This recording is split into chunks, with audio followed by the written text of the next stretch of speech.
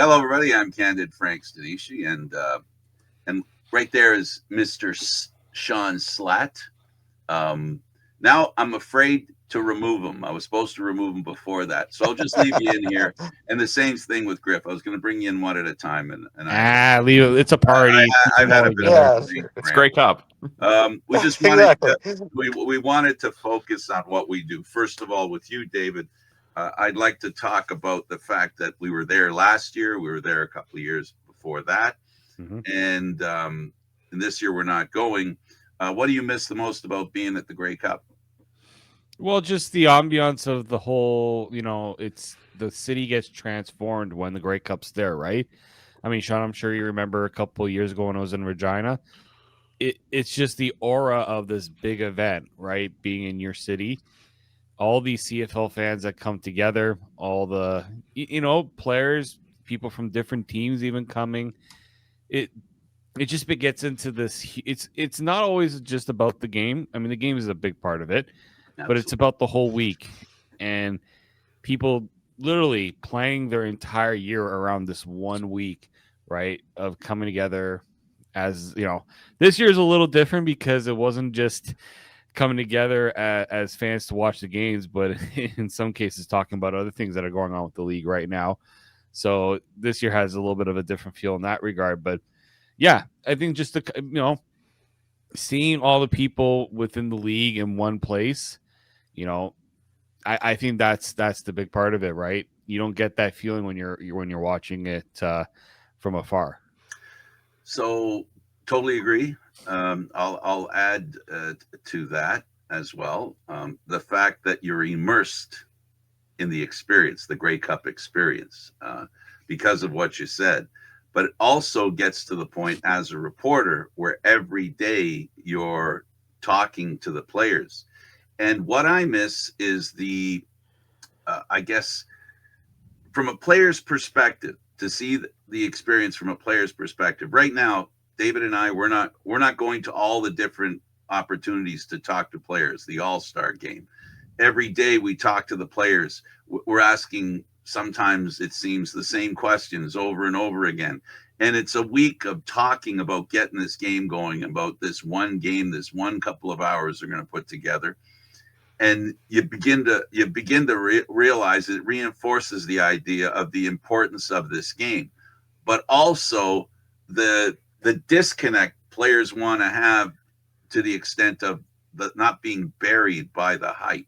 And a lot of times, because reporters are there and everyone that writes or comments or is on TV or radio when it comes to the Canadian Football League has their question they want to ask, and the players are bombarded with often the same questions over and over again. But also, there's some questions that come out from left field and catch players by surprise. And it's always interesting to be a part of that and to witness that. Now, Griff Bordignon, that Mhm. was David Morisuti. This is Griff Bordignon. And you all know him on the show. He comes on here once in a while, and we go on his show as well. We spend our time, for the most part, at BMO Field and anywhere else that's close by to Toronto, like Hamilton, to go watch the Argos play. And they're the team that we spend most of our time thinking about. First of all, it was only a year ago that the Argos were in the Grey Cup and they came home with the championship. A lot has happened between that moment and the one we sit at right now. David, I'll ask you first. Just in a minute or two, give us an idea, cross section of what's gone on, the changes that have happened, and what do you see among the obvious things like players lost, coach now has gone, that kind of stuff. Yeah, I mean the big one here is you've got the Argos. We interviewed Ryan Dinwiddie moving on to Ottawa to become the GM and head coach over there. So that's a vacancy in Toronto. And there was word that the team was eyeing Michael Shea, who was going to be having his contract expired. So Michael Shea was actually in Toronto this past week. He was spotted at the airport. Apparently, Hamilton had also reached out to him about a position within the organization.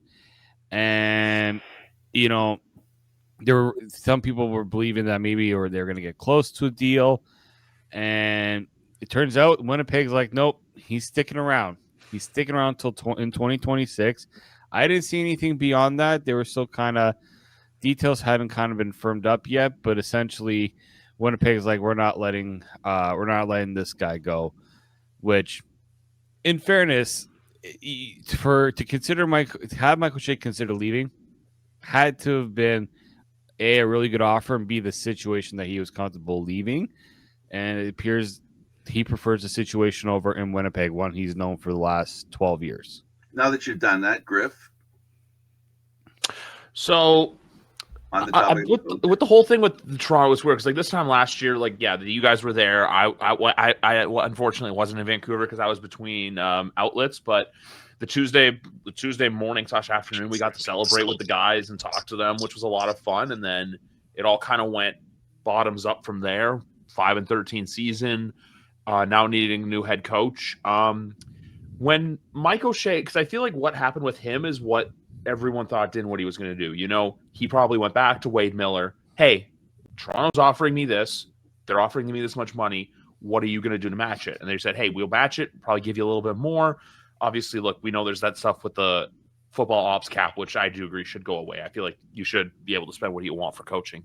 But for as fun as that was, there was two parts to it. There was a reporter, I'm not going to name, who when he said that Toronto's about to hire him, I was like, I'm taking that with a big grain of salt. And then I was always more on the fence, and we've seen it recently, that you need that young offensive mind instead of the old vet coach. So I'd rather see and Sean's not going to like this, but like a Mark Mueller come in, because that's what I think now they're probably going to do is wait. I believe they're going to have to wait a couple weeks. You have to wait a week after their season's done. Yeah. So they'll probably try to get him in around the 24th or 25th of November. And then I think they probably want to have that hire locked down well before Christmas. So whether it's Mueller, whether it's someone else, I just think they want to stick with offensive. And you also are going to want an offensive guy who's going to want to work with Chad Kelly as well for 2026. All excellent points. And when it comes to O'Shea, it was widely reported, and especially by big reporters that are deeply Winnipeg based, commented on the fact that it wasn't just a question of him wanting to stay in Winnipeg. It was his family content with being there and maintaining that residence, maintaining that place to live. They liked the lifestyle there. They were happy where they were there. Now, it can be left to conjecture whether that's true or not, but I believe it because, quite frankly, in the Canadian Football League, what is clear now, especially nowadays, any coach or general manager that doesn't take up residence in the CFL town that he works or she works is asking for trouble, because it's just something that they all expect. You have to be on the job 24/7, and it's best to be near the head office, which happens to be in the same town that the football team calls home. As far as coaching prospects, we've been watching, and I don't mind mentioning 3 Down Nation, and Griff works for 3 Down Nation. The one that caused me to raise an eyebrow was the one that suggested that Corey Mace could be headed back to Toronto. I don't think so. I don't think so. I think he was sincere when he said, this is where I'd love to have coached, and now I've got the job. I'm really happy. This is where I want to be. I've come back home. And to what you said, Griff, the important factor here is you can't spend any amount of money on anybody on your staff. So to take a guy and pry him out of wherever, if he's already in somewhere, it would take probably a prohibitive amount of money that would hurt the overall coaching staff and or management team. So I don't see that thing happening. David and I have talked before about coaching, and David, it's getting, I like the Mueller thing. You're right about that. That's for sure. But there is some talk about hiring from within, and Pete Costanza and Mike Miller come to mind. Mike Miller, especially because of what you said, Griff, and that is somebody that can work with Kelly. And I don't think there's anybody that's proven more than him that he can work with Kelly. There's one other name internally that just sparked my mind. The other thing I want to say too with the list, I have another one too. there's one too. The only thing I'm going to say, John curated a really good list. I think it's just more him thinking who he wants. And the one that he said that I think could really speak volumes, and that's not being talked about, maybe someone like Mickey Donovan, at least getting a crack to interview for the job. He's obviously special teams coordinator, been heavily involved in the Canadian game. So it'd be interesting to see if they did go the special teams route. Obviously, we know in football, special teams coaches don't get hired as head coaches all that often because more times than not, it doesn't work out. But everything I've seen from Mickey, he kind of embodies that like leadership, like, hey, let's go to war with me kind of mentality. The big wrinkle with the O'Shea thing that really caught me by surprise was Hamilton wanting to talk with him, which, created sparks of, oh, like, is Scott Milanovich safe? Like, obviously, Hamilton unfortunately needs a new general manager, but I think I don't think they'll bring anyone external in. I feel like they'll probably just kind of do it by committee, kind of like that's what they've been doing since Ted passed away. But no, with Toronto, it's just Mickey Donovan, Pete Costanza. Those are the names to watch. I just think, though, they are going to give someone an outside look, but it wouldn't shock me if they did an internal hire that kind of caught people off guard. And I only say off guard because, everyone thinks, oh, you got to go external to find your next head coach. This one's crazy, David. And I, because of what I'm putting myself ahead a few months, 4 or 5 games into the season, if the team isn't doing well, I think a lot of people will turn around and ask, well, who could we have put here in this situation because it's so tough? And as crazy as it sounds, Pinball's probably a guy who not only could coach the team, but he could be somebody that could help ride the wave of this terrible season that fans have projected that they're in because of all these home road games. I don't think it's possible. I don't think he'd want it. I don't think he wants it. I get that, but I'm just saying, flash ahead 6 months. If the coaching staff isn't successful off the start and people are panicking in Toronto, usually when Toronto panics, the first name that always comes up is Pinball. So I hope it doesn't get that way for the fans. But we'll see, I guess. That would also be a big sorry to cut you off, David. That would be a bit of a red flag, in my opinion, on the organization, to where it's kind of like, hey, there's no one else we like, so we're just going to hand the keys to someone who's been here before. It's kind of like when obviously the Blue Jays had massive success with Tito Gaston in the 90s, and then they rehired him in the late 2000s, and, it wasn't the same effect. Because, like, I still say this, that Pinball pump up speech before the 2004 Grey Cup against BC is still one of the greatest pump up videos, like just pregame speeches I've ever seen from a head coach. I just don't think that Pinball would be there. It'd be more like, I just don't think it would mesh the same as it did 25 years ago. It's realistic. I don't see Pinball doing it. I don't think he would want to do it. I think it'd be too much on his plate, and I don't think he wants that much control personally of everything. And look, I'll say this for Shawn's sake. Corey Mace just signed an extension, I think, a month ago. Yeah. Till 2028. So the only way the Argos could even proposition Corey Mace is if he gets a bump in title and role, which Ryan Dinwiddie did not get, hence why he left. So yeah, you can kind of close that door, and Shawn can at least be at peace with that one. There are internal candidates, but it has to be a talk about whether or not they think that those guys are ready for that big step up, right? Like Kevin Ivan was just named a defensive coordinator after Corey Mace left, right? So he's only had 2 years of experience with that. Pete Costanza's got a lot of experience. I think I could see him either getting elevated into an offensive coordinator role or even potentially head coaching role. Mike Miller's an interesting one. I don't know if, will he stay in Toronto? Would Ryan try to bring him over to Ottawa to help work with his quarterback over there? So I do think there are internal options. Mickey Donovan too. There are internal options. I'm just more in line that, you have to exhaust all the different options out there. Mark Mueller's an interesting name. He was, brought up in the last round of hirings. It all depends on if he fits into what Toronto's philosophy is in terms of how they want to run their offense and all, and just how the teams run, right? So, I'd be curious, Steve. Like we didn't expect Ryan Dinwiddie to be the head coach when he was hired in 2019, so it could be a name that nobody's even mentioning, right? There's a lot of variables right now, too many different variables. I think you kind of will have to kind of wait and see. I do think they like going with a bit of a younger, inexperienced mind because they've got experience that whatever coach can lean on, right? It does not necessarily. I know Orlando Steinauer has been brought up. He wants to get back into coaching. That's not you think about his track record in Hamilton. Yeah, they didn't win Grey Cups, but they were a pretty stout team with Orlando under the helm too. And he knows Toronto. He knows the market. So He knows they've pinball. got options. I don't think Toronto fans should be worried about what's going to happen there. I think the bigger worry is, how long do you wait for other guys to be available, right? If one candidate, the good thing for Toronto right now, they're the only vacancy, right? Yes.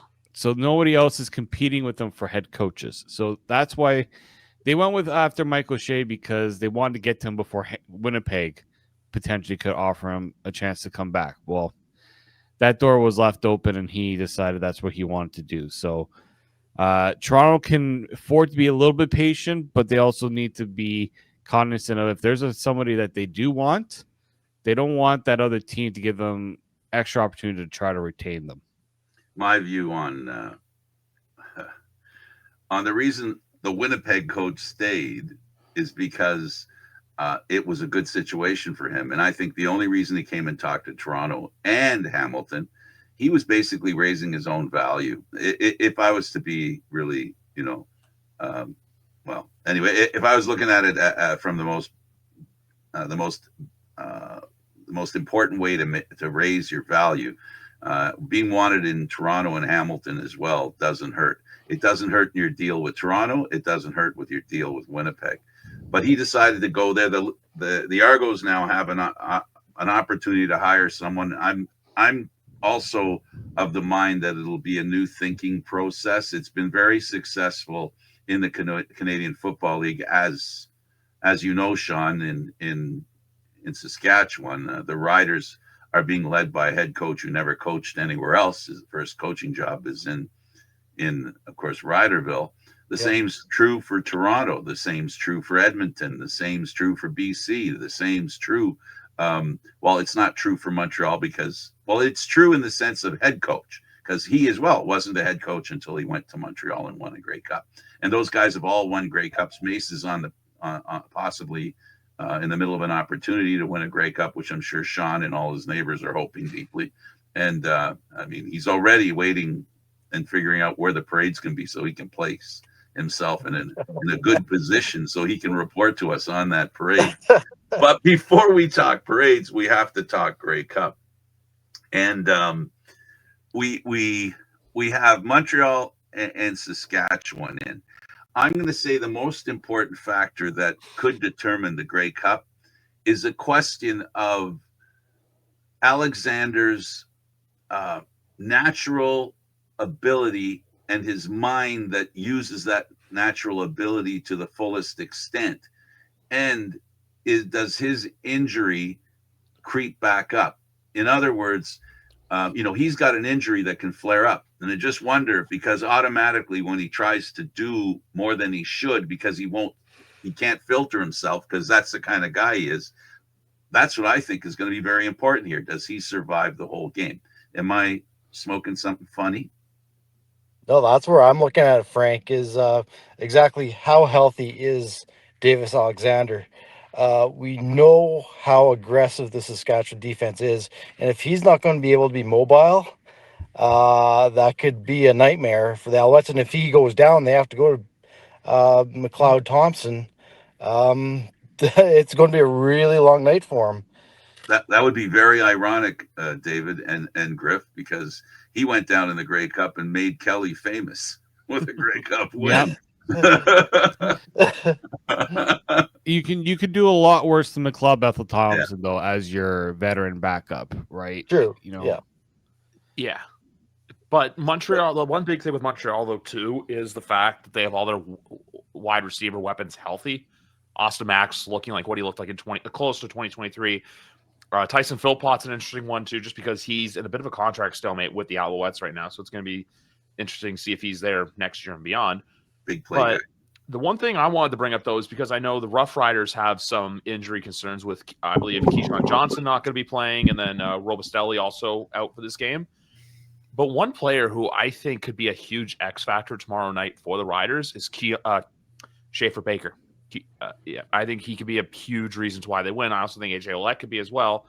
But with Montreal, with both these teams, really, just play your brand of football. Don't shy away from anything. Don't veer away from everything. I already made my pick well known on my podcast, which I recorded Tuesday before practices and everything like that, just the way the guest rotation fell.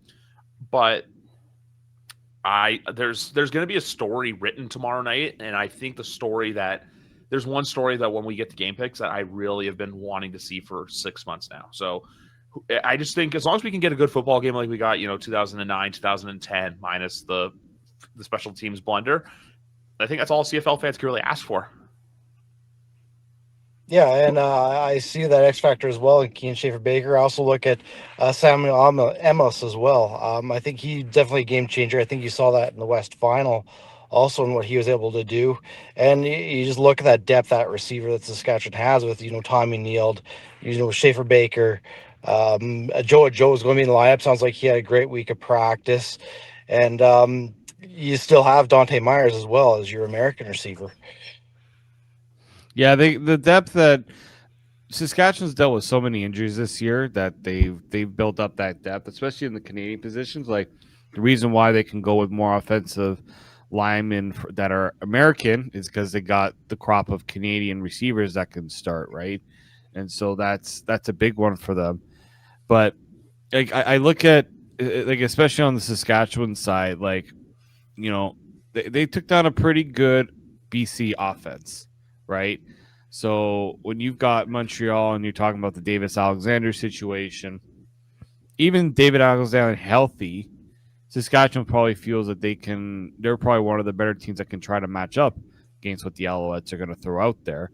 I know that people point to the fact that McLeod Bethel Thompson had this big performance early in the year, and Shawn can tell you that was a lot of injuries on that defense that the replacements weren't exactly ready for that type of assignment.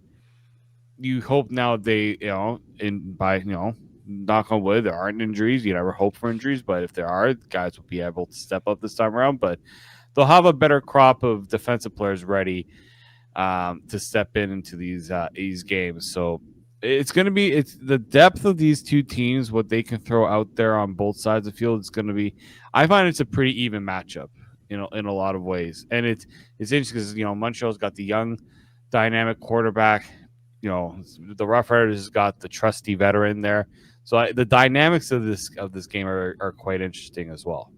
Harris to be successful and Saskatchewan to be successful from the quarterback position, it's going to be a battle between Harris and how quick he can release the ball and holding Davis Alexander in the pocket and make him have to pass the ball faster than he wants to.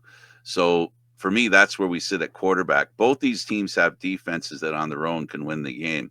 And having spent a few years watching Corey Mason, his defenses work, the one thing that his defenses did is not only did they stop the big plays, they made big plays. And if Saskatchewan makes big plays on defense, let's say a couple of defensive touchdowns, that takes a lot of pressure off the offense and puts a lot of pressure on Montreal. So for me, those are two issues as we move along that I'd like to throw in. Yeah, and I think you saw that confidence in that defense in the West Final and the decisions that he made. And I agree with David, that last matchup between Montreal, you really had to throw that out the window. I mean, you had Kafel Exume playing corner when he's really more of a halfback, and you saw a veteran, Claude McBeth Thompson, exploit that. You don't have that this time around. You have, for the most part, your veterans now in that backfield who will really know better. Yeah, and then the big thing for tomorrow night too really is just what I'll say this too: is what Trevor Harris do we see? Do we see the same one all year that we've seen all year long? That can be consistently, that can go down, win you games. But at the same time, too, for as now genius as Corey Mace does look for the West Final, I don't think he can be pulling off that trickery in tomorrow night's game, because I do think BC, look, they're a team that if you can attack them and make them like uncomfortable, you're going to beat them.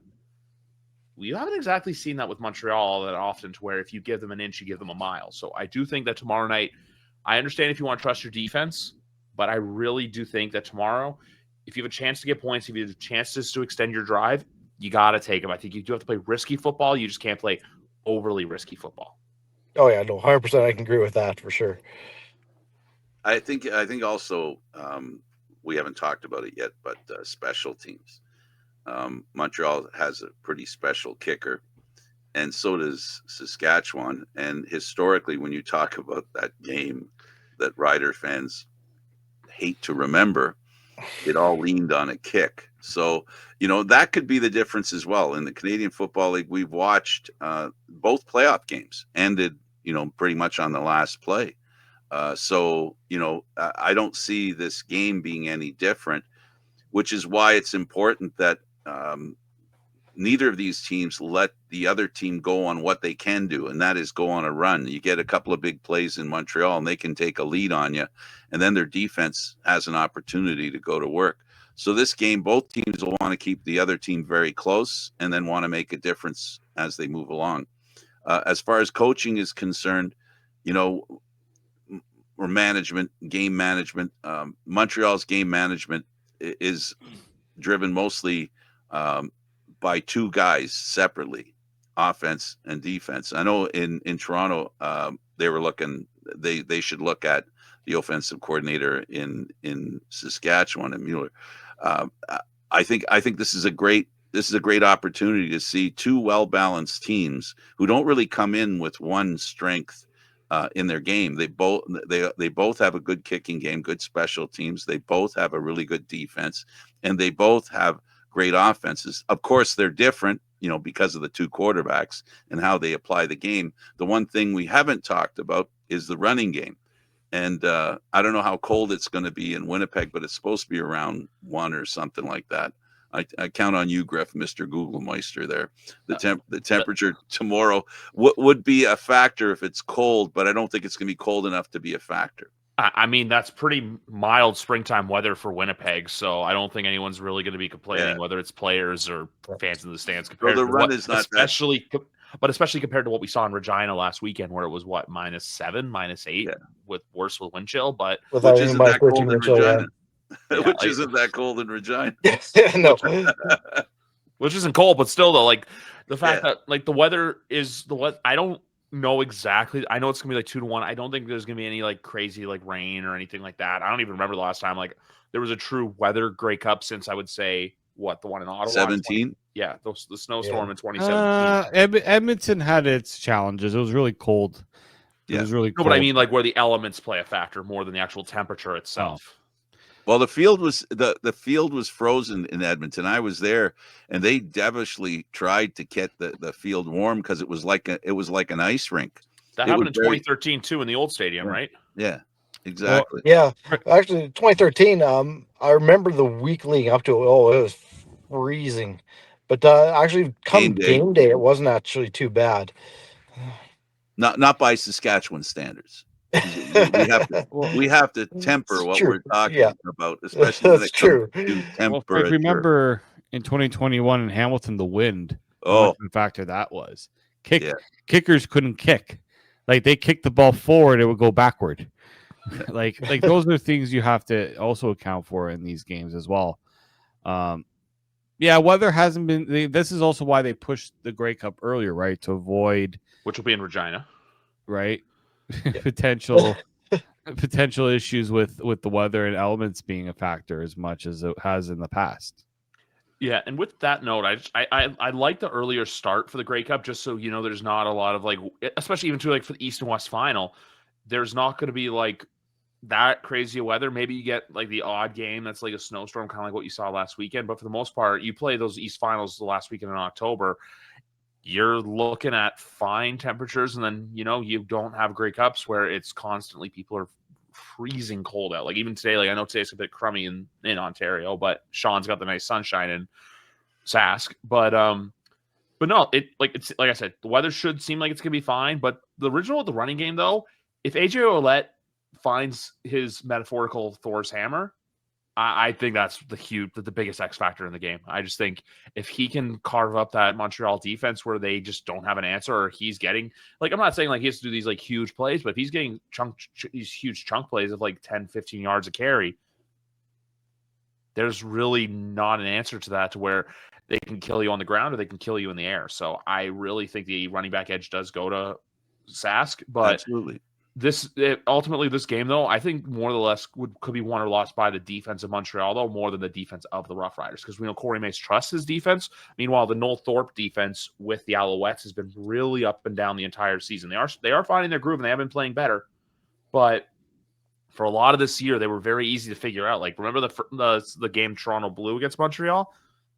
Same thing. Toronto came out and they were carving up that defense for the first half, and then unfortunately, they kind of said, hey, we're taking our foot off the gas, which they did a few too many times this year. But this is a Grey Cup podcast, not a Toronto Argonauts podcast. Well, that is very important, and he hits hard. He hits to hurt. He runs to hurt, and the thing is, if he has any success, that great Montreal defense is not going to be able to concentrate on the pass. They're going to have to forego some defense on the pass to stop him running. And that's where the strength in a running back like Ouellette is. And to your point, Griff, you're 100% right.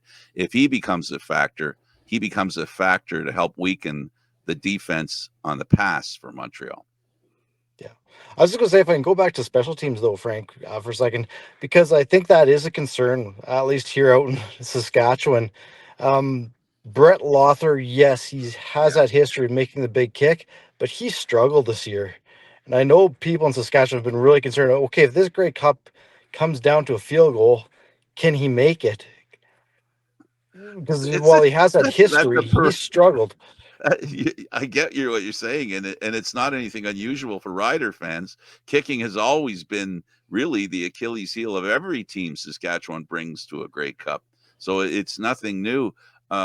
Brett's a really good guy. At the last Grey Cup in Saskatchewan, I had a chance to meet him and talk to him. He's a very level-headed Maritimer. He's a great guy who loves playing in Saskatchewan. He was asked when they had that Maritime game, would you ever consider, if there was a team in the Maritimes, would you play for that team? No, I'm happy in Saskatchewan.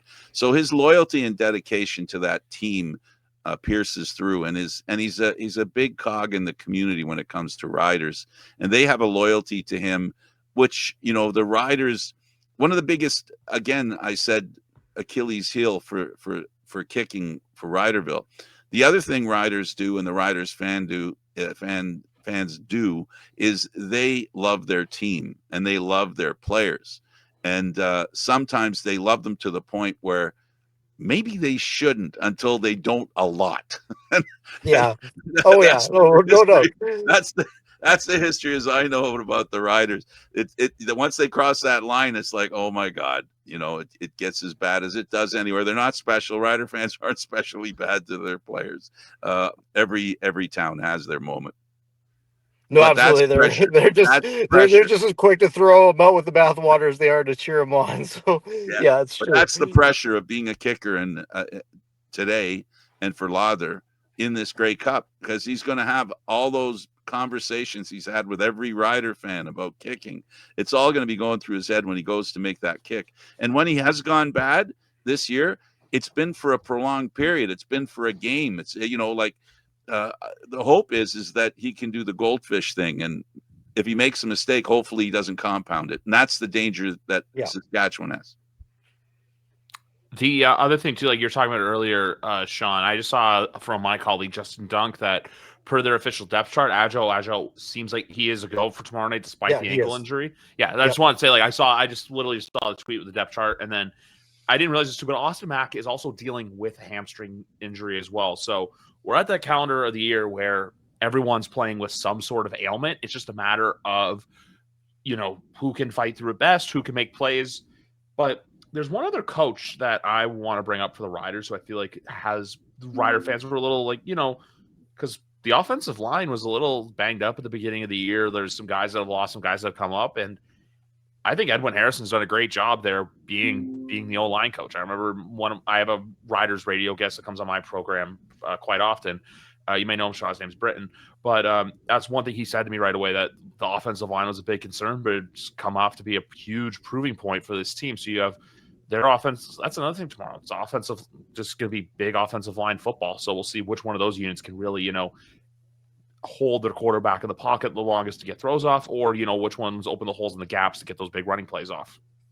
I think that's the big difference of this Riders versus, even last year or 2 years ago with Saskatchewan, is there's a lot of injuries to that offensive line, but they didn't really have anyone behind them to back them up. So you were playing a lot of moving guys around, and then that's when they really started to struggle.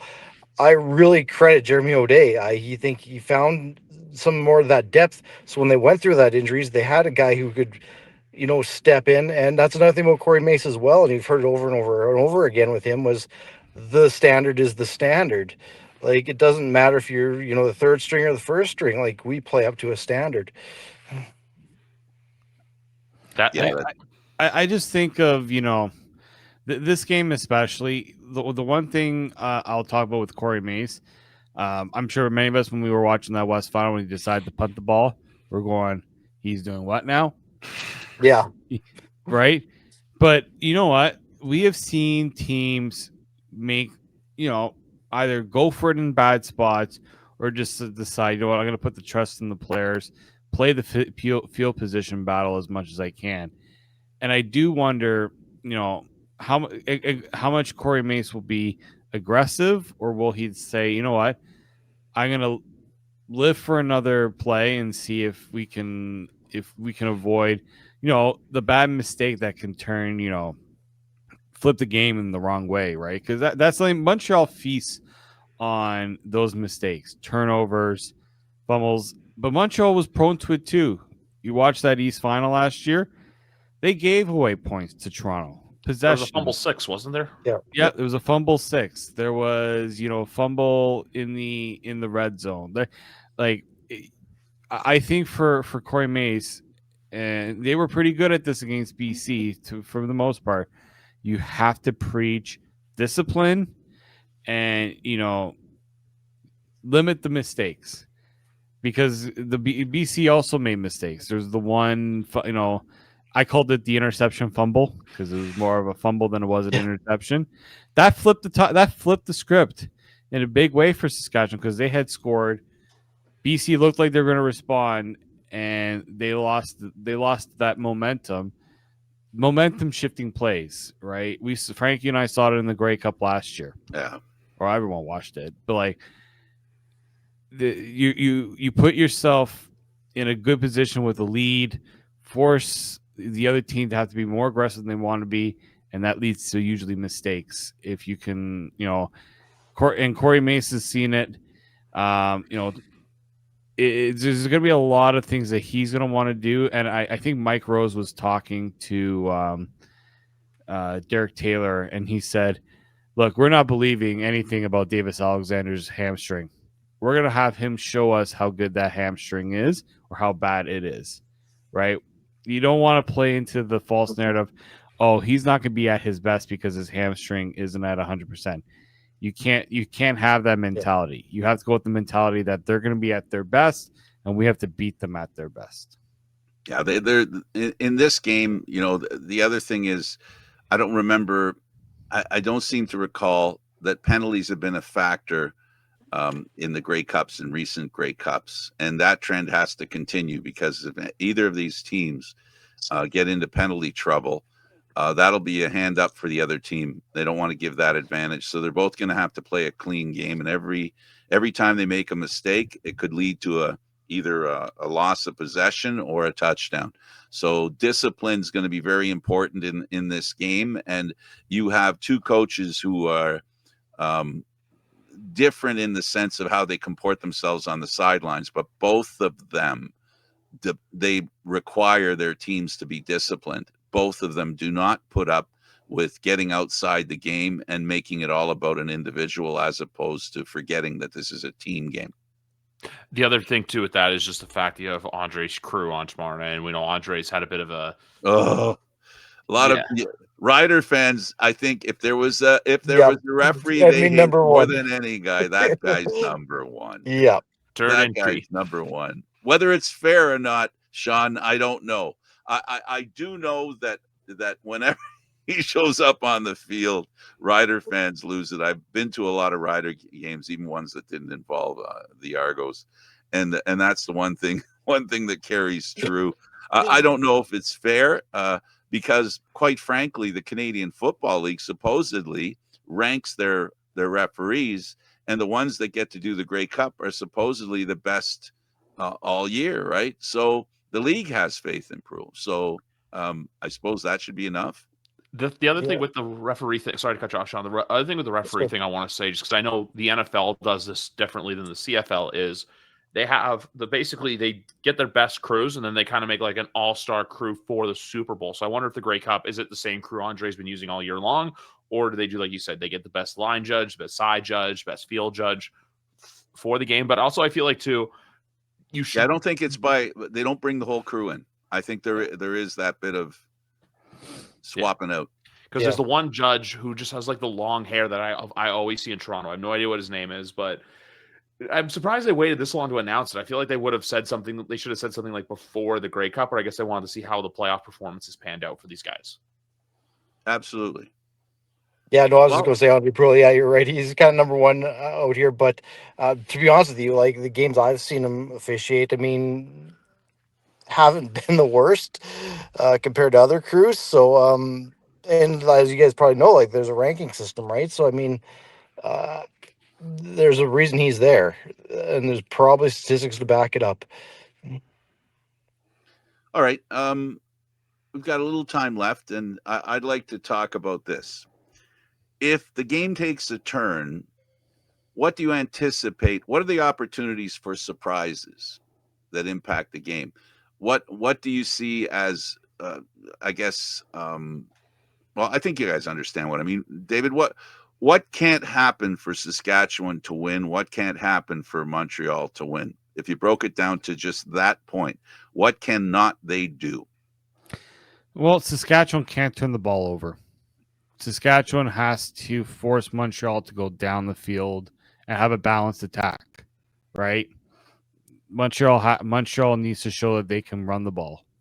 I mean, that like for Montreal, they cannot allow Davis Alexander to drop back all the time and pass, because guess what? Then Saskatchewan is going to bring different types of blitzes that's going to try to get him moving around and really test that hamstring.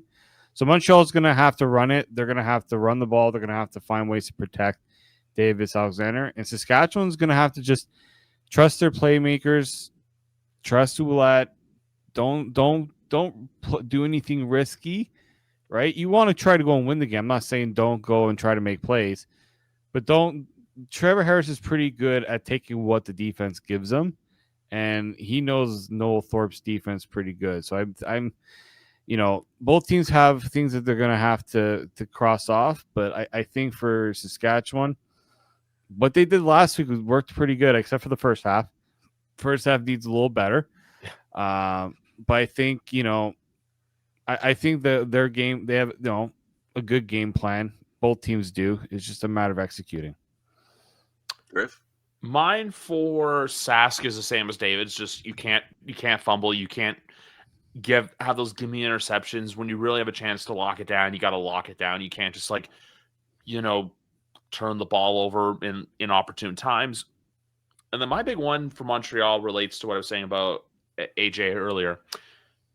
They can't allow the opposites to carve them up. You know how we say the death by 1,000 cuts offense, where it's just those plays where they're going to make them, you're not going to stop them. It's basically don't go for those huge. If you want to, hey, take some shots on the field, go by all means. But if you let them just get those plays that kill you and kill the clock, I think that will be more imperative for that Alouettes defense, because I think they're going to rely on getting the turnovers, but it's what if you don't get the turnovers and the ball block doesn't go your way? What's your game plan there? what's your plan B? So that's my two big keys to tomorrow night's game of what can and can't teams do. No, Sean. Yeah, I'm kind of on the same length. I think for Saskatchewan, kind of what David said there. I think they just got to play their game. If they just kind of keep to the system, know what they need to do, give Trevor Harris enough time, even though he's got that quick release still, to give what the defense gives them. And I think for Montreal, a little bit what Griff said. I think you got to stop the run. I think if AJ gets going, as I think Frank mentioned, if you get the run going, that opens up your pass game immensely. So I think if they want to win, they really need to crack down on stopping AJ Ouellette. For me, for different reasons, I look at the quarterbacks.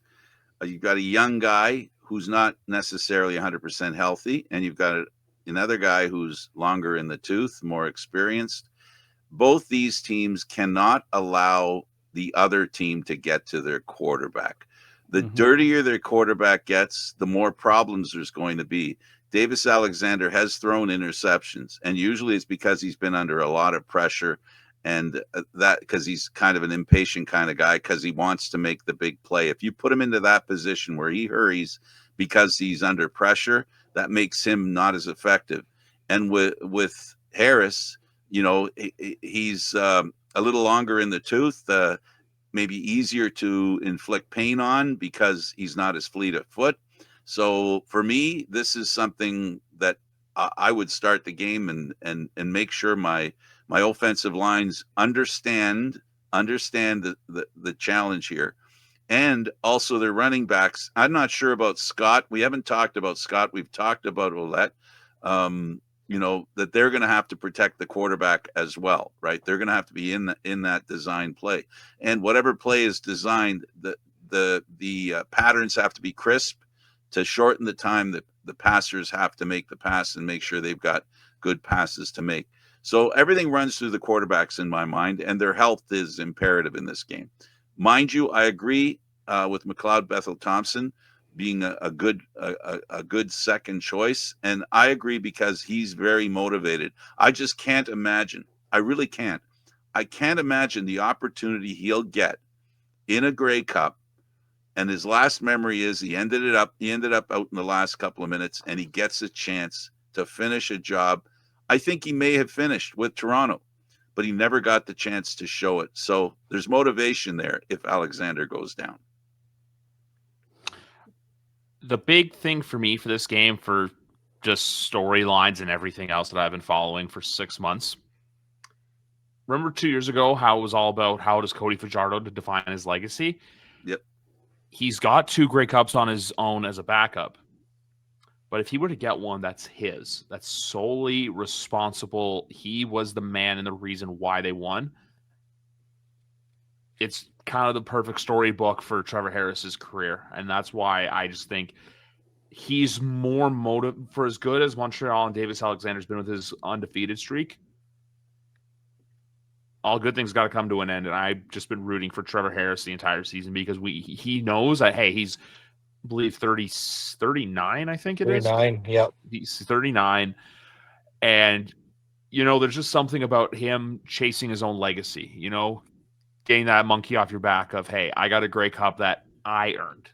Obviously, there's ones that you've been a part of, but if he can get one to where he's earned it, that cements his legacy as, I don't want to say one of the best CFL quarterbacks ever, because I think that's just like a little stretching, and that's not a bad thing. It's just saying how great. No, but a Grey Cup win amplifies that. It amplifies his legacy. Amplify that.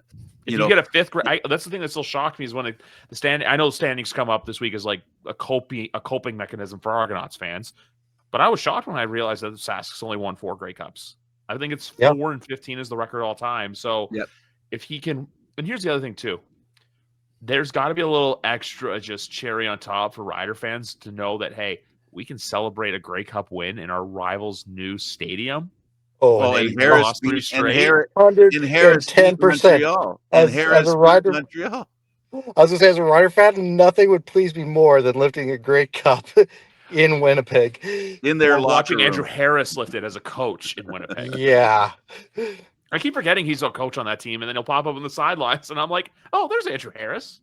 And it's always weird seeing him in Ryder Green. Yeah. And another thing with Harris is the fact that he has overcome a lot of negative legacy, like his red zone numbers before he went to Saskatchewan were not the greatest, but he's done a great job in Saskatchewan to change people's mind in that regard. And nothing is more important for a quarterback that in the Grey Cup, when you end up in the red zone, you need to convert, because in the Grey Cup, you don't get as many chances as you would normally because of the team you're playing. So that's a part of the legacy that he can get rid of as well. And I remember in 2012 walking up and sitting down with two quarterbacks. One was Harris, and the other one was a guy who's pretty good in Winnipeg, Zach Caleros. And I looked at them and watched them practice, because they only practice a couple of kilometers from home. So I got to see them every day. And I looked at them and said, am I looking at two Grey Cup champions here, starting quarterbacks? And they laughed. But I believed in them then. It took a lot longer for Harris to get this opportunity, this real opportunity, because the opportunity in Toronto wasn't there because Ray was the quarterback. And the opportunity wasn't in Montreal because they had their number one quarterback. So this is really his first opportunity as a And in starter. Ottawa, he had Henry Burris. And, he had Burris. That's right. So it's the first time he's had a chance. He's had a chance to show that it's his ball and he can win it for himself. Because as a quarterback, we can talk about over and over again about winning the Grey Cup on the sidelines, but it isn't the same. And that's why this is so important to Harris and Griff's point. And look back to 2018 when he played Calgary. That Ottawa team was nowhere close to the same caliber as what that Calgary team was. No. That Calgary team was also out for revenge after what happened to them the year before that when they lost to Toronto. And the year before that when they lost to Ottawa. Yeah, so like that was a pissed off, really good Calgary team. Ottawa was barely good. Like they got there, but it wasn't to the same caliber team. And look what happened to them after that. So Calgary this is probably the better out of all the teams that Trevor Harris has been on. This has probably been one of the best teams. Oh, absolutely. Up the bottom, most balanced teams he's been on, and it's probably that's why he'll have his best opportunity to win, because they've got a whole team around him. It's not going to be just on him to get the job done. I think Noel was in Ottawa. Noel was in Ottawa when Harris was in Montreal, not the full time, but I believe he was in Ottawa. So he didn't have the benefit of that kind of defense. No, but I just remember those Grey Cups. I remember 2016. I believe Ottawa and Henry Burris won in overtime, and then in Ottawa, Toronto won. That was the Matt Black. That was Calgary. Calgary was the most dominant team of their time in those 5 years, whatever it was. And the only teams they couldn't beat weren't in the West; they were in the East. Yeah. And I just want to take it back to the West Final last year too with Trevor Harris, because I think he still has a chip on his shoulder on that, because I don't think he felt like he played to his caliber of football, and I think he felt they should have been in the Grey Cup that year. So I think you add that a little bit of motivation too, and I agree with you, Griff. I think he doesn't want to be remembered as kind of that one quarterback who is, maybe one of the best, but just couldn't get it done when it mattered. It's like we said, even though he's got his two, it was more in a backup role to where then he can get his one where he is the starter, he's the guy, changes the trajectory of his legacy. 100%, yeah. It's no different than any other player who's standing on the sidelines and doesn't get called in, but is a part of the team that wins the Grey Cup. It's not that they don't deserve it; they absolutely do deserve it. But it's from a personal perspective, right? We're getting in somebody's head and we're assuming some stuff. So I assume that's true. I don't know that it's true. That there's some sort of, I wish I could be the starter. For sure. Yep, 100%. Okay, in closing, how do you think the broadcast is going to look? Every year, we talk about the Grey Cup and we talk about how it looks. TSN's done a great job, and now they still have the rules the way they are. It's slowly going to change. There's going to be different rules, and one of the things about the Grey Cup that's been going on is there's been a lot of pressure on the commissioner and by the fans that go to the Grey Cup who are very dedicated to the game. There's a lot of word coming out of there, and I wish I was there because I would have loved to have seen it myself, to felt that pulse. But apparently at the Grey Cup, a lot of the fans are very unhappy and making it clear they're unhappy with the rules. Well, I mean them and Peter Diakowski, but but the big thing with like the thing with the rule changes, I'm just like it's happening. People can get mad, people can get and say and do whatever. It's still going to happen. I think the way Stuart Johnson, I don't know when the fans' State of the Union is. I know there was the. It was usually the next I think day. it was Friday. Because I know he met with he had the State of the Union where he met with the media. I thought he handled that very well. I've gone to interact with Stuart a couple of times at Argonauts games. Very nice man. I think, like people, I think there's just the rule changes has unlocked the doors for a lot of conspiracy theories to come out that I just don't think are true, and it's people spreading false narratives because they think it's going to lead to oh, it's going to Americanize the game. Oh, it's this. I think basically what they're doing is they're just taking a Canadian game, they're tweaking it a little bit. They're not completely tearing out the engine. They're just fixing a few key parts that they think could help make the game better. And the only thing with the fan base thing, though, is it's going to take a while before he gets the trust back of the fans. They're going to have to see it to say, hey, you know what? This was right. And I think if he has that moment, there's going to be a lot of people that eat crow, like one of the names I had previously mentioned a couple minutes ago. But for the most part, for right now, there's a lot of people that are pissed off with him, and they have every right to be. I just think eventually it's the way that's been handled by some people where it's like, yes, you are changing the game quite dramatically than what people are used to, but I just don't think they're going this full extreme. I think 3 downs are staying, motion, the waggle's all staying, 65 width fields are staying. It's like I said, you're just making a couple minor tweaks to something because they want to expand the audience. They're not trying to grow the game in other parts. They just want to show Americans that, hey, when they're waiting for NFL football to come back, there's this great product up north that you can now relate to just a little bit more. My point, and my very simple point, is that has there ever been a rule change in the Canadian Football League that was widely accepted immediately? Or in any league, any Yeah. league ever. I get that. You can bring all the other leagues in there, but for 20 now, years later, people still hate the shootout, including myself. So at the end of the day, it does come down to simply accepting that these rule changes are going to happen. If there's nothing that how can I put this? It's like you can't factually say you can't do this.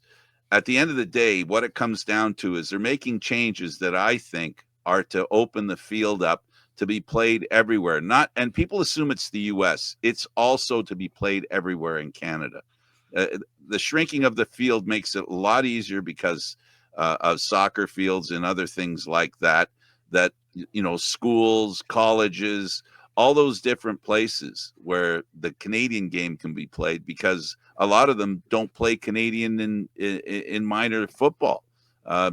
So this business about changing the Canadian game has been changed forever. You go from 8-year-olds up to university and then the CFL. It's not all the same. So I don't understand why people are so upset about being different or changing.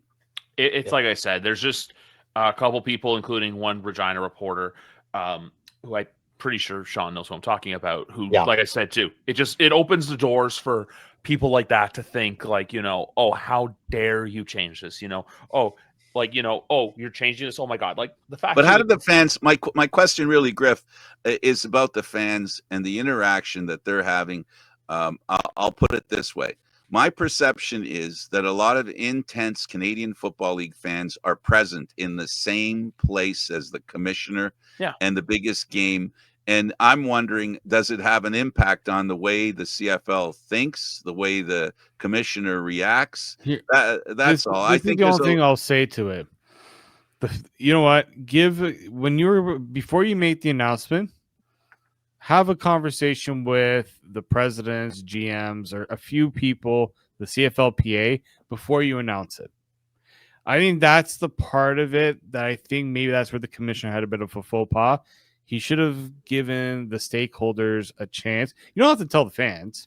Personally, I think fans, your job as the fans is to support the team, watch the game, enjoy the game. It's not to dictate which rules stay and which rules go. That's not the fans' job. That's the league's job. That's people within the league that makes those decisions. I think the league should have gone to the PA and said, these are changes we're going to be doing. Just be ready for it, right? The fact that they didn't know it was happening, it led gave to an Nathan impression. Rourke being up in airs. It led to Michael Shea being very upset. Like, that's the one thing you could do: communication, partnership. And you heard Solomon Limian talk about it with the CFL PA address. They're not doing that again. Essentially, is what he's saying. We're gonna be lockstep on changes that are happening. And I think that's the one thing you want everyone to be on board. You don't want to have your MOP coming out and say that it's garbage what the league is doing. Yeah, you don't no, want that's- that. You just want to eliminate that. So the best way to do it, communication. Explain why you're doing it. The data backs it up. Have an open mind. The fans are not going to go ahead, Shawn. No, I was going to say my curiosity more of the rule changes is more towards the grassroots levels. I can't speak for out your way, but out here in Saskatchewan, I mean, we play the 110-yard field, goalposts on the goal line, even U Sport. Now you have to flip all of that on the levels below the CFL, and they have to all change now, and they have to make that change. I believe Stewart did say that they are going to pay. I think they're going to be the ones fronting the bill though for changing the U Sport fields. I don't know about levels like high school and lower. I think that's where the CFL needs to have. You know what? If put our money where our mouth is. If we think this is best for the game in the country, we're gonna help as many organizations, because not every organization is gonna be able to afford to move goalposts. Although maybe you can just move the end zones up. Right, you can just repaint the lines. Well, that's really what it is. I think that's what they did that for a reason, to make that possible. I think you hit the nail on the head, David, of one of the things. And you know what also comes down to what we learned about the rule changes is that a certain level of the Canadian Football League made the decision to change the rules. And I'm sure with some talk with the rules committee, but the rules committee ultimately is going to be the group that's going to have to make sense of all this. And so we haven't gotten to that point yet. Maybe a few people will fall off and go, oh, okay, so the rules committee says they're going to do this. Oh, okay, so that makes more sense. Because essentially, not only did they not give everybody an opportunity to know what was going on before they announced it, not everybody understood the impact of the changes, on the rules, because they didn't talk about it. That wasn't part of the conversation. So now that's going to be impacting on it. And we'll see how the rules committee comes out, and if anything they say is positive, negative, or whatever, by the interpretation of those of us that are interested in the Canadian Football League. The other thing with just the overall with the rules and everything like that, I even think if you were transparent beforehand and this had gotten out, it would almost make it worse than, like, I still applaud them for the fact that this was so kept close to the vest. I applaud them for the fact they dropped this news on a NFL Sunday when those games are kicking off. And I go on Twitter, and usually my Twitter on Sundays between September and February is all NFL. The amount of CFL influx and anxiety that was witnessed in that 24-hour period was unlike anything I'd ever seen. Think about it. People hated it. There's still people who liked it, like myself. But talking about it. But you're talking about it. You're engaging it.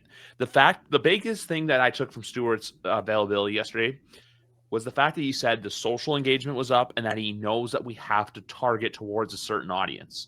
Like, I want to go to the halftime show, for example. The last few years, I know, like, obviously, last 2 years, let's just say, with Jonas Brothers last year, Machine Gun Kelly tomorrow night, the things that they're doing where it's instead of, hey, was like my wife asked me, why aren't they bringing a band who, targets this CFL target audience? And I basically said, you bring in an act like the Jonas Brothers, you bring in an act like MGK, you're bringing in a whole new audience just to watch this game, even if the Taylor Swift effect. Exactly. Next year in Calgary, I've already been putting this out there, but there's a certain pop star who's huge right now, who's from Calgary, and if the CFL can get her to perform at the Grey Cup halftime show, it just skyrockets the ratings, and you get those clips and you get that social engagement. I've met some of the social media, I don't want to say people, girls who do the social media for the league, and the amount of social, just they're it's everything right now. And even the fact too, you know what? Hey, we're getting a new app. Please, for the love of God, please, for the love of God, move off Genius Sports. That's just a personal thing. You know, the fact that they're doing the season-long fantasy, they're realizing, hey, all these little avenues we're going to tap into are going to help grow the game. I just think and also for everybody too, with the rule announcement changes, the other thing I say apart from the anxiety and everybody talking is the fact they did it at the perfect time. There's no NHL hockey. That was before the Jays made the playoffs. Because if you drop this, say if they dropped this in the bucket about a month ago, middle of October, when the Jays are on their run, NHL's heating up, no one cares about it, is what it is. You do it on a random Monday in September, took the sports world by storm. So the CFL's, I think, slowly realizing, hey, we do these little things here. The long-term effects of it could be massive. And I just say could be because we don't know yet, and I don't want to predict the future, but there's just so much with this league that they're seeing now that I feel like Stuart Johnson's that, like, and I know he's got a lot of enemies. And also, too, he is a commissioner now because he did get booed. You know, you're not a true commissioner until you get booed. But I think it's going to be one of those things where once people warm up to him, they're going to realize, hey, what he's doing for the game is a lot better than what Randy did. Because Randy, like, it's hard to compare and contrast right now. But Stuart, the fact that he walked in, right away, hey, I'm being proactive in my first 6 months in the job. You'd rather that than a commissioner than a guy who's just going to, be a yes man and do nothing. Thanks for coming to my TED Talk, the three of you. Well, the thing of it is that there's that saying, right? It doesn't matter what you say about me, in the media, just spell my name right. Yep. Right. So no promotion is bad. A mention is what you're looking for. And then people start asking questions about the game and then understand that there is this game. So what you're talking about, Griff, is basically getting the word out. It may not be the right way to send it out there. A lot of people may not be happy with it. Any publicity is good publicity, whether it's good or bad. Yeah. And Griff, and I believe David as well, I'm not sure about you, Shawn, is a little bit of patience needs to be applied to the situation because we need to see what's going on. But I did hear you, Shawn, and what you said, that in Saskatchewan, there may be a lot of people concerned about the additional cost that's being heaped on them because of these changes. And one has to think about that as well. Yeah, but in the same sense, I do see where you guys are coming from. And, Griff, you mentioned, it was announced on a Sunday, an NFL Sunday. Well, guess what? When you did Right that, at were 1 they o'clock, talking? too. Were they talking about the NFL? No, people were talking about the CFL. That was just genius. I do feel like maybe that announcement was rushed a little bit because you guys are saying, the PA wasn't involved in this, and even the messaging I think got a little bit kind of murky. Where when he was asked about, are you going to get rid of the 3 downs, and he's like, oh well, never say never. He had to backtrack on that. The State of the Union. Everything's Even on with the table. Even with the 35-second clock, they didn't bother to mention. Oh yeah, no, the game clock is still stopping at 3 minutes after each play. It's just the play clock. But everyone got kind of, oh no, it's going to be like the NFL where you just run down the clock. No. Well, no, it's not the fact. But that wasn't in any of the messaging. So I think the messaging kind of got lost because it seemed like they were kind of really rushed to get it out. But that was the way they sent the word out was they were making an announcement, but they weren't making an announcement that included the ins and outs of each decision.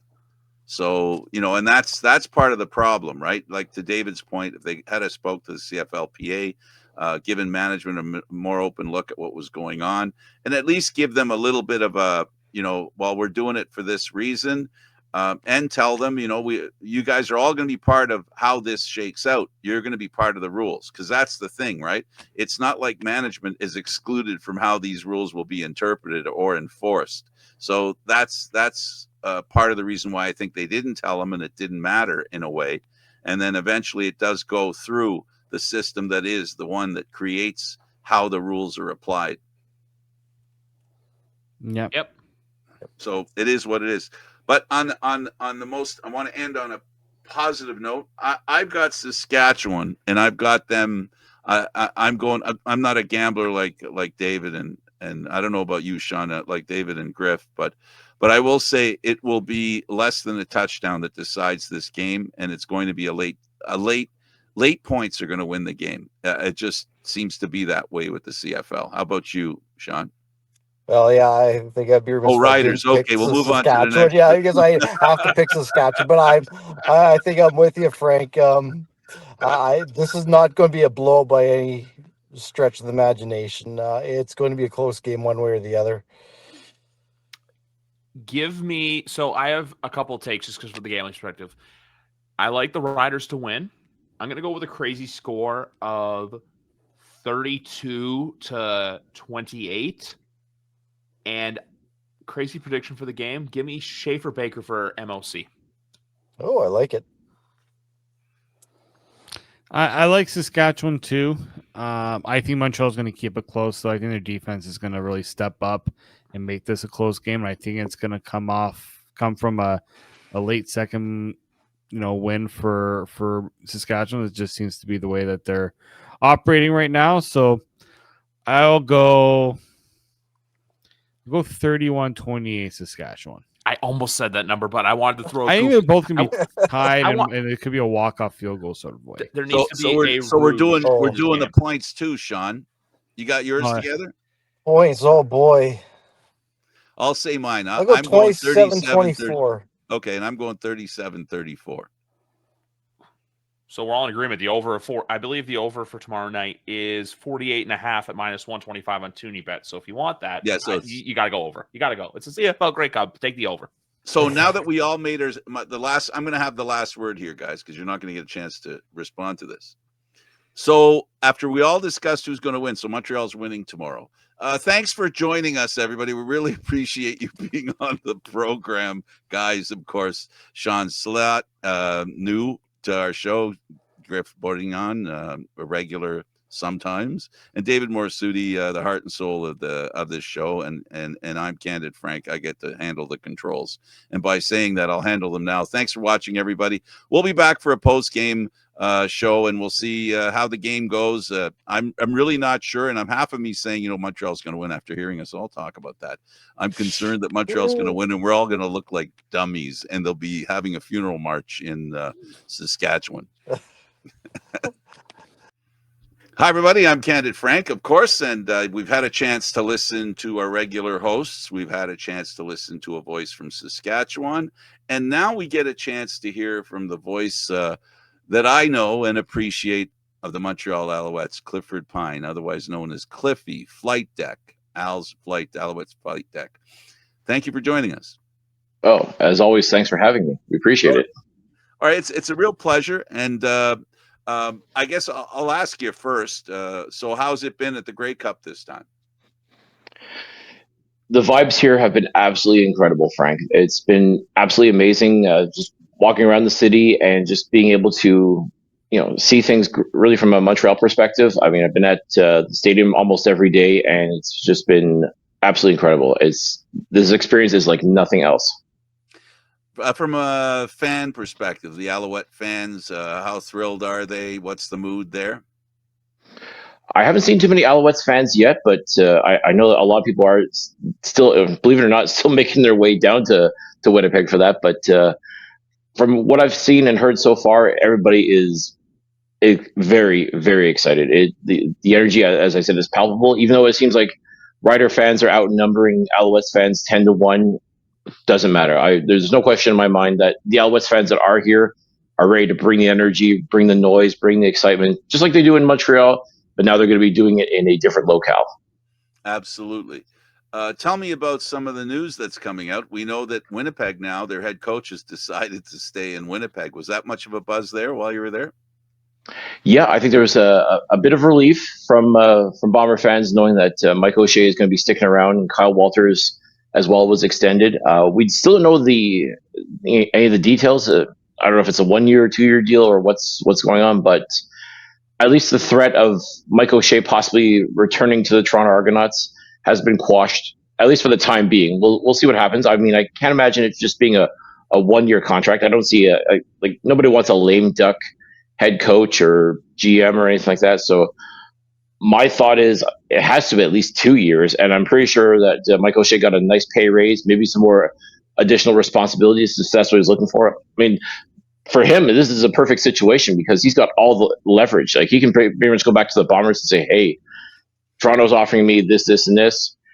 What are you going to do to match it?" And clearly, the Bombers definitely still feel like he's very much a part of the culture, a very important part of the Bombers getting back to the Grey Cup. So my guess is they gave him whatever it is he wanted. They gave it to him, and we should be getting more of the details, I guess, after the Grey Cup gets handed out. So it's I think for Bomber fans, it's definitely something that they should be very relieved to hear that their head coach is staying put for the time being, anyways. Well, it's been 14 years since I've been to a Grey Cup, since I missed a Grey Cup, so I have questions. And I guess from your perspective, what's the message? The message tends to be repeated throughout the week, right, by the players. For example, when Fajardo was the quarterback of the Alouettes the last time, and he won the Grey Cup, his main focus was nobody believed we'd be here. What's the focus for Montreal right now that's motivating them? Well, I think a lot of it, and I spoke with quite a few players throughout the course of the week, and I asked the ones that were part of that 2023 team that are on this 2025 team, I asked them, do they see any parallels? What was their feeling this year as opposed to what they felt 2 years ago when they were part of the Grey Cup and won it? And they do see a lot of similarities. They do see a lot of things that are very similar to how it was back then. The ones that weren't part of this team, it's a new experience for them. So I know they're excited about finally getting a chance to experience what the players in 2023 felt. As far as the message goes, I mean, a lot of people have been concerned about Davis Alexander and his hamstring. If you talk to Davis, he's ready to go. He's ready to give it all. He's ready to assume the mantle. Like we talked to him about how he was the backup quarterback when the Grey Cup was handed out in 2023. It's his time now. He feels that way. He believes in it. He definitely feels that he's ready to lead this team to victory. He's still undefeated as a starting quarterback in the Canadian Football League. And as far as he's concerned, the Sunday is just another day. It's another game, another opportunity to keep that streak going. And this time, make it known throughout that this is 100% his team, and that this Grey Cup is going to be his legacy as he continues his career. If the worst happens and he can't continue in the game, how confident are you with McLeod Bethel Thompson? If I can be honest, do you think the team is?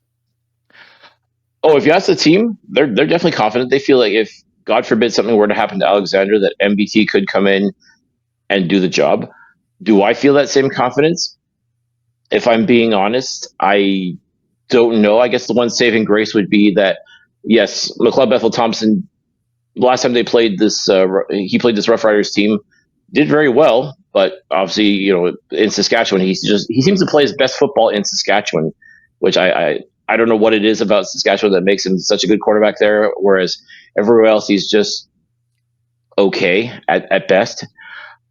It would be a very interesting storyline, though, if MBT were to come into this game and lead a game-winning drive, considering what happened in 2022. Absolutely. when he played the game all the way to the end, but then the final drive he got hurt, and then Chad Kelly had to come in and basically be the hero. Imagine if the same scenario happens, but this time it's Davis Alexander getting hurt, and MBT is the one who has to come in and lead that game-winning drive. I mean, that'd be kind of a full circle moment, but truthfully, it's one that I sincerely hope never has to happen. Well, it would be ironic, that's for sure. There'd be a lot of irony in that one. We've spoken to it in the part of the show that you weren't a part of. I raised that specter, and we've got a Montreal team that has this season put together a really good season. Not as good as they'd hoped. Injuries have been a problem, specifically with their quarterback.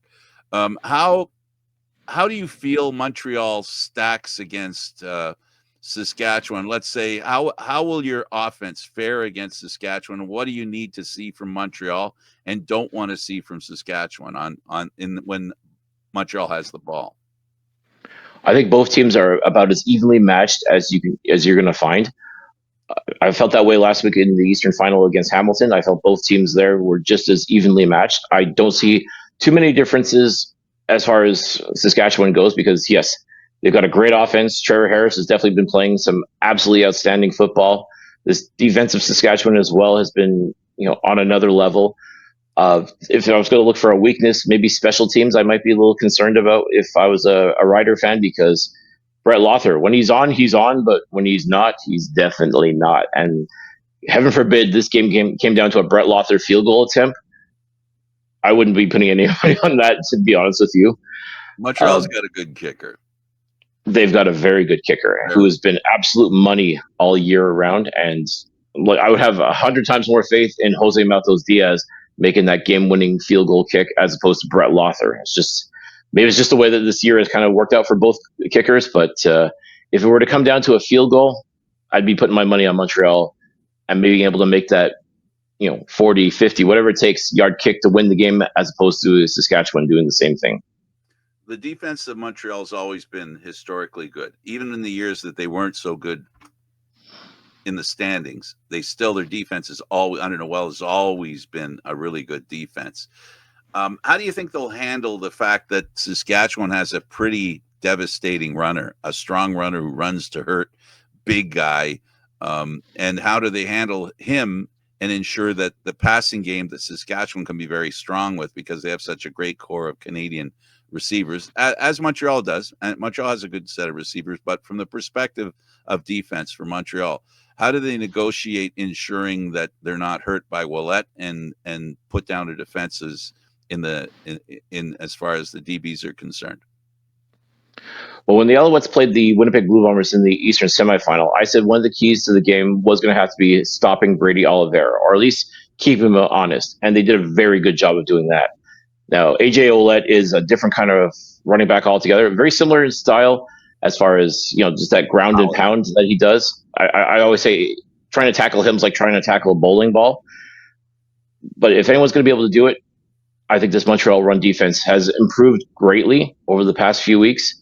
I mean, they basically stopped Brady Oliveira. They stopped Greg Bell of the Hamilton Tiger Cats, basically kept both those guys honest. There's no question in my mind that they can do the exact same thing with AJ Ouellette as well. I mean, he's going to be bringing everything as well. So, I mean, they can't afford to take him lightly, but I think this run defense is front seven for the Alouettes. I think they've got the tools in order to stop someone like that, or not necessarily stop, but as I said, just keep him under 100 yards. If you can keep him under 100 yards rushing, you're going to have a really good day. And AJ Ouellette's going to have to find some other way to get the ball moving and move the chains. But I think Montreal is going to be focused on him and making sure that his day is a very short, simple one. How important is it that Montreal knows the quarterback under center for Saskatchewan, Trevor Harris? Well, Trevor was here back in the day. I mean, he very much was a Montreal Alouette, and I think a lot of people felt in a perfect world he still would have been a Montreal Alouette if it wasn't for the ownership situation in 2023 that basically made him peace out of Montreal. Maybe it could be Trevor Harris that's leading this Alouettes team, but I really do think everything happens for a reason. If Trevor Harris didn't go to Saskatchewan, you wouldn't have had Cody Fajardo come in and help this team win the Grey Cup in 2023. Davis Alexander was a part of that. He was actually mentored by Trevor Harris and Vernon Adams in his first year in the Canadian Football League. So when I spoke with Davis about that, he was excited. He was excited at the prospect of playing Trevor Harris again and truly finding out, who's going to win, the student or the teacher. And I think Davis, for many reasons, he will be very excited about this game. But I think just to have the chance to match up against an old friend of his, I think that's just going to make a good thing even better. And talk about the veterans that are with Montreal that have had good careers, but now they've gotten better because of 23. And now, what have they been saying, and what do you hear from them that buoys the confidence in that team? Well, a lot of the veterans that we were talking about, a lot of them, 2023 was their first Grey Cup. So I think they've learned what it takes to get to a Grey Cup. They know what it's like to not quite make it to the Grey Cup now because of the coming up just a little bit short in the Eastern Final last year, and then to go through that path again and now finally make it. I think they've been enjoying the ride. I think they definitely appreciate the process. It's not automatic. Like, your first year in the league and you go to the Grey Cup, it doesn't happen every year. And I think they realize that, and they understand and appreciate just how important it is to enjoy the ride, savor every moment, but at the same time, know what it takes to get there. And it's not so easy. It's not so cut and dry. I think they've taken that mindset and just attached it here and made this truly its own experience unto itself. I think that this veteran core, they had a taste of the good life, right? They know what it's like to win a Grey Cup, and they want that again. And they want that for the people that weren't here in 2023. They want them to experience the joy that they experienced at that Grey Cup, and there's no question in my mind they're going to do everything they can to ensure that they get the job done this coming Sunday. How does Danny Machocha see this game as opposed to any other game that he's been involved with in Montreal, including that past Grey Cup? Again, I think like the veterans, he appreciates how hard it took to get to that Grey Cup game and win it, and I don't think he's taken anything for granted. I think he'll be the first to tell you that this Grey Cup is completely different. It's not the same one because you don't have the exact same team, even though you got some of the core elements of that team. It is in a sense a new team that's competing for the Grey Cup. You're taking on a different opponent altogether in the Saskatchewan Roughriders versus the Winnipeg Blue Bombers. So I think, like these guys, he appreciates the moment. He appreciates the opportunity to make history yet again. And I think the fact that all the CFL.ca experts, writers, whatever you want to call them, every one of them has picked Saskatchewan. And it just fosters that same mentality of they don't believe in us. We're the 1%. It's that underdog mentality, which, again, some people embrace that. Some people don't want to accept that nobody's believing in them. But I think they take that and they use it to their advantage. And I think in a way they like the idea that maybe people are sleeping on them just a little bit, which is kind of funny to think of a 10-8 team, arguably the second best team in the league record-wise compared to the Saskatchewan Roughriders. But truthfully, this is the best two teams in the league facing off for the championship. That's exactly what you want. So, I mean, I think this team, as I said, just understands what needs to be done. They understand the moment that's in front of them. There's no question in my mind. Once this game kicks off tomorrow, we're in for a hell of a ride. Okay, finally, the focus on the coach. What's the focus for him? I think for him, it's just getting his guys motivated. I think he's done a great job of that so far. He's talked about it with players, and when I spoke with the players too, the message is the same. Just do your job. Keep doing everything. If you were here in 2023, remember what that was like. Those that weren't here, this is your moment to shine. And I love that he's remained calm, cool, collected throughout the whole thing. He's never let the moment get too much bigger than that. And there's no question in my mind, too, he will have a game plan in place that is going to do everything possible to ensure that Montreal does bring its 9th Grey Cup championship back to the city of Montreal. It's something that he's drilled into these guys over and again. You're not just doing it for yourselves, you're doing it for the city of Montreal, for the province of Quebec, for the 425 squadron that inspired the name Alouettes. Like, this is what you're here for. You know what you have to do. You just have to go out and execute now. So, I'm looking forward to kickoff because I want to see what version of this Alouettes team takes the field. I truly believe it is going to be the best version possible. And everybody who may have a slight doubt about this team, I think they're going to find out just how exciting a football game this is going to be. They also represent Quebec football. 100%. Right. And let's face it, ever since the Alouettes came back in 1996, Quebec football has grown by leaps and bounds. And arguably some of the best football players in this country have come from Quebec. So a lot of the Quebec-born players, too, they understand, they realize that, they appreciate that. And I think they're a little bit happy, too, that back in 2023, there wasn't a whole lot of French, livery, signage, anything like that. Like, I almost felt like they weren't expected to be there, but ain't the case this year. There's plenty of bilingual signage. There's plenty of stuff both in French and in English. This is going to be their Grey Cup as well. This is going to be their moment to showcase what they can do, and they're definitely looking forward to the opportunity as well. I could be unfair right now and ask you who you think is going to win. How's that for unfair? Listen, I think this is going to be a tremendous game. I definitely think it will come down to the wire. I don't see a blowout by any stretch. I see a shootout. I can definitely see both quarterbacks lighting it up, but it's going to be one of those instances. I know it sounds cliche, but the last person to have the last team to have the ball could very well win this game. Like, I think it's just going to be that kind of an affair. I just don't see a blowout happening for either team. But ultimately, the cream does rise to the top, and whoever ends up with the ball last, I think they're going to do whatever it takes to get that win by any means necessary. What you're saying is it's going to be a normal Grey Cup game. Shoot, I hope so, because there have been some bangers throughout the past couple of years, and it would be so anticlimactic for either of these teams to win in a blowout. Like no one wants that. People want exciting, heart-stopping football. Like every playoff game this year has been absolutely incredible. So, how disappointing would that be if the Grey Cup ended up just being like a one-sided, boring affair? Like that wouldn't be fun. We want excitement. We want, both of these teams basically emptying the clip and giving everything, leaving it all out on the field until the clock hits zero. I mean, that's what we want. That's what every fan wants in the Grey Cup game. They want their championship game to be absolutely incredible. And again, with these two teams playing, there's no question in my mind that's going to happen. It's going to be so much fun to watch this game. It's going to be so much fun to watch these two teams battle it out. And hey, I always say may the best team win, but I'm not going to lie. I think it's going to be absolutely fun if the Montreal Alouettes win, bring the 9th Grey Cup home for the team, for the city, for the province, for everybody. But regardless of what happens, this is going to be an absolutely phenomenal Grey Cup game. Help me. Pronounce your last name for me. Pine. It is Pine. Okay. Yep. Clifford Pine, Alouettes Flight Deck.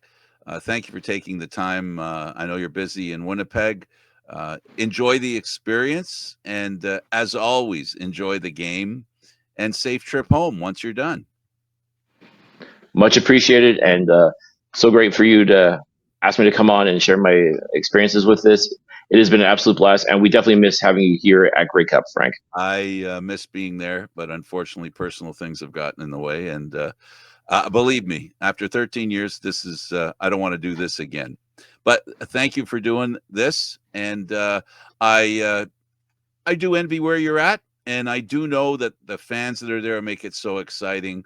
And I think the most important thing is the closeness that you and every reporter has and every fan has with the players and each organization. This is at its peak, where we really get to be a part of the game. In the Canadian Football League, the fans and the reporters, everybody have the kind of experience that you don't get in other sports. The closeness is there. So enjoy every interaction with every player, everybody involved in this beautiful Grey Cup game, the 112th in Winnipeg. I wish you all the best. Enjoy, mon frere. Thank you so much. And yeah, you know what? I sincerely hope to see you in Calgary next year because. Oh no! Yeah, it will. I hope this was it for me. It wasn't one situation that took me away from being there. It was multiple. It was my goodness. I had a bad 2 weeks that put me in a position where I couldn't go, and it was terrible. And I miss it dearly. But I'm there in spirit, thanks to you. And so I appreciate your contribution here today to share your views that you're seeing firsthand. Thanks, Clifford. Clifford all Pine. right. All the best. I heard you. Clifford Pine, Alouette Flight Deck. Thank you for joining us. We'll be back next week again for another CFL wrap-up of the season, the Grey Cup. Thanks for watching, everybody.